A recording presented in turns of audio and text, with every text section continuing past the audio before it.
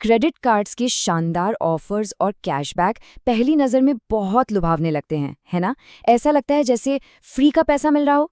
लेकिन इन चमकदार plastic cards के पीछे की असली कहानी क्या है? आज के इस डीप डाइव एक्सप्लेनर में हम क्रेडिट कार्ड इंडस्ट्री के छिपे हुए मुनाफे का पर्दाफाश करेंगे, उन खास जगहों को देखेंगे जहां बिना बताए एक्स्ट्रा चार्ज काटे जाते हैं, और सबसे अहम बात, इस भारी भरकम कर्ज के जाल से हमेशा के लिए बाहर निकलने की एक full proof step by step रणनीति को समझेंगे। चलिए शुरू करते हैं। एक बहुत ही दिलचस्प सवाल है जो हम सबको खुद से पूछना चाहिए। आखिर बैंक इतने आक्रामक तरीके से फोन कर कर के क्रेडिट कार्ड क्यों बेचना चाहते हैं? वे 50 दिन का क्रेडिट और ढेर सारे भत्ते बिना किसी ब्याज के दे देते हैं। क्या उनका मकसद सच में सिर्फ फायदा पहुंचाना है, या इसके पीछे कोई बहुत बड़ा बिजनेस गेम चल रहा है? इस एक्सप्लेनर में हम 5 अहम पड़ावों से गुजरेंगे। पहला, क्रेडिट कार्ड का भ्रम। दूसरा, छिपे हुए मुनाफे का सच। तीसरा, नो कॉस्ट ईएमआई का ट्रैप। चौथा, वो खास जगह है जहां एक्स्ट्रा चार्जेस ट्रिगर होते हैं। और पांचवा, कर्ज खत्म करने की एक अचूक रणनीति। तो चलिए सबसे पहले बात करते हैं सेक्शन 1 की, द क्रेडिट कार्ड इल्यूजन, यानी आर्टिफिशियली बढ़ाई गई हमारी खरीदारी की क्षमता। इस इंडस्ट्री का काम करने का तरीका बहुत ही स्मार्ट है। ये एक इल्यूजन या कहें एक मायाजाल बुनते हैं। 50 दिनों तक कोई ब्याज नहीं, ढेर सारे cashbacks, reward points, free movie tickets और एयरपोर्ट लाउंज एक्सेस। और हाँ, इनका सबसे बड़ा हथियार, नो कॉस्ट ईएमआई। ये सब कुछ बिल्कुल मुफ्त लगता है, लेकिन असल में ये जानबूझकर खरीदारी की क्षमता को गुब्बारे की तरह फुला देता है, ताकि आमदनी से कहीं ज्यादा महंगी चीजें खरीदने की लत लग जाए। इसी बात पर यह कोट बिल्कुल सटीक बैठता है कि क्रेडिट कार्ड आज के ज़माने के ज़मींदार हैं। ये सिस्टम बिल्कुल पुराने ज़माने के सूदखोरों जैसा ही काम करता है। अगर बिलिंग साइकिल को ज़रा सा भी मिस किया तो समझ लीजिए कि लगातार बढ़ते हाई इंटरेस्ट के बोझ तले दबना तय है। अब आते हैं सेक्शन 2 पर, अनमास्किंग द हिडन प्रॉफिट्स। एक सिंगल स्वाइप में पैसा आखिर कहाँ से कहाँ जाता है? यहीं पर असली खेल शुरू होता है। ये सारे फ्री ऑफर्स हवा से तो आते नहीं हैं, तो बैंक इनका खर्च निकालते कहाँ से हैं? मान लीजिए 100 रुपए का एक सिंगल स्वाइप हुआ। इसमें 4 पार्टियां शामिल होती हैं। कार्ड इशू करने वाला बैंक सीधे 2 रुपए रख लेता है। नेटवर्क कंपनी जैसे वीजा या मास्टर कार्ड 50 पैसे, और एक्वायरिंग बैंक भी 50 पैसे रखता है। दुकानदार के पास पहुंचते हैं सिर्फ 97 रुपीज। यानी कार्ड इशू करने वाला बैंक सबसे बड़ा हिस्सा ले जाता है, और इसीलिए बैंक कार्ड इशू करने के लिए इतने उतावले रहते हैं। अब जरा इस 12.7% के आंकड़े को देखिए। ये सच में हैरान करने वाला है। लगभग 12.7% कार्ड होल्डर्स अपने पेमेंट में पूरी तरह से डिफॉल्ट कर जाते हैं, यानी वो पैसा चुका ही नहीं पाते। फिर भी ये बैंक कभी नुकसान में नहीं रहते। ऐसा क्यों?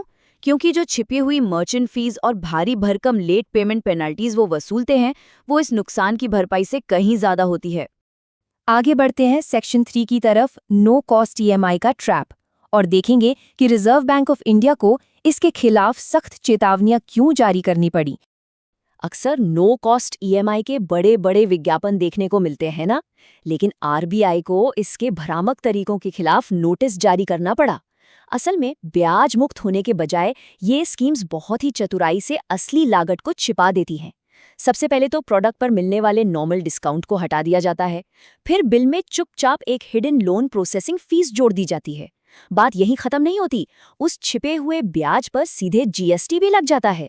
और कई बार तो जो फ्री पीरियड होता है उसके खत्म होते ही ब्याज दरें चुपके से 24% तक उछल जाती हैं। ज्यादातर मामलों में ये सिर्फ पुराना स्टॉक जल्दी से निकालने की एक चाल होती है। अब आते हैं इस एक्सप्लेनर के सबसे अहम हिस्सों में से एक पर, सेक्शन 4। वो खास जगह है जहां कार्ड स्वाइप करते ही एक्स्ट्रा चार्जेस ट्रिगर हो जाते हैं। शॉपिंग के अलावा कुछ रोजमर्रा के ट्रांजैक्शन पॉइंट्स ऐसे हैं जहां कार्ड इस्तेमाल करते ही ऑटोमेटिक पेनल्टी लग जाती है।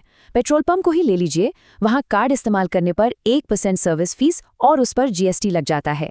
आईआरसीटीसी से ट्रेन बुक करने पर 1 से 2% एक्स्ट्रा सरचार्ज जुड़ेगा।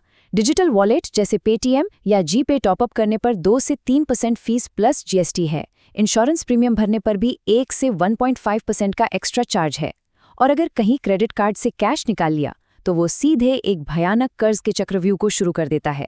यहाँ तक कि बैंक जाकर कैश या चेक से कार्ड का बिल भरने पर भी 300 से 500 रुपए तक की फीस कट सकती है। ये छोटी छोटी जगहें मिलकर पैसे को दीमक की तरह खाती हैं। और अब हमारा फाइनल और सबसे जरूरी हिस्सा, सेक्शन 5, कर्ज खत्म करने की रणनीति और मिनिमम पेमेंट की साइकिल से बाहर निकलने का रास्ता। जो लोग इस कर्ज के जाल में फंस चुके हैं, उनके लिए बाहर निकलने का एक सॉलिड प्लान होना ही चाहिए। सबसे पहली और सबसे बड़ी बात ये समझना होगा कि मिनिमम ड्यू पेमेंट असल में एक बहुत बड़ा ट्रैप है। ये इस तरह से डिजाइन किया गया है कि इंसान साल भर पैसे भरता है, लेकिन उसका असली मूलधन यानी प्रिंसिपल अमाउंट कभी क्लियर ही ना हो। बैंक चाहते ही यही है कि उनका भारी ब्याज बनता रहे। जरा इस गणित को देखिए, फर्क बिल्कुल साफ नजर आएगा। एक तरफ है क्रेडिट कार्ड का कर्ज जिस पर 36% का भारी भरकम सालाना ब्याज लग रहा है, और अगर 45 दिन की पेनल्टी लग गई तो वो कंपाउंड होकर और बढ़ जाता है। दूसरी तरफ एक स्टैंडर्ड पर्सनल लोन है जिस पर 14 से 15% सालाना ब्याज लगता है और इसे चुकाने की एक फिक्स टाइमलाइन होती है। इस जमीन आसमान के अंतर को देखते हुए कर्ज को रिस्ट्रक्चर करना एकदम जरूरी हो जाता है। तो चलिए एक clear step by step escape plan बनाते हैं। स्टेप नंबर 1, हर महीने सिर्फ मिनिमम पेमेंट करने की आदत को आज ही बंद करना होगा। स्टेप नंबर 2, कोई कम ब्याज वाला पर्सनल लोन ले, वही 14 से 15% वाला, या फिर परिवार से उधार ले। स्टेप नंबर 3, उस नए पैसे का इस्तेमाल करके इस 36% वाले क्रेडिट कार्ड के पूरे कर्ज को एक ही झटके में जीरो कर दें। और स्टेप नंबर 4, इस क्रेडिट कार्ड के कर्ज को बाकी हर तरह के लोन, चाहे वो कार लोन हो या होम लोन, उन सब से ऊपर प्रायोरिटी दें, क्योंकि इसका ब्याज सबसे ज्यादा खतरनाक है। तो अंत में एक बहुत ही गहरा सवाल छोड़कर जा रहे हैं। क्या ये प्लास्टिक कार्ड किसी की असली संपत्ति को दर्शाते हैं, या फिर ये सिर्फ एक उधार ली गई नकली खरीदारी क्षमता है? हम सबको अपने वॉलेट को एक बार फिर से देखना चाहिए और ईमानदारी से पूछना चाहिए कि क्या ये टूल्स सच में हमारी लॉन्ग टर्म वेल्थ बना रहे हैं, या सिर्फ एक उधार की जिंदगी की खतरनाक सच्चाई को छिपा रहे हैं। इस एक्सप्लेनर में जुड़ने के लिए बहुत बहुत शुक्रिया। उम्मीद है इससे कई चीजें क्लियर हुई होंगी।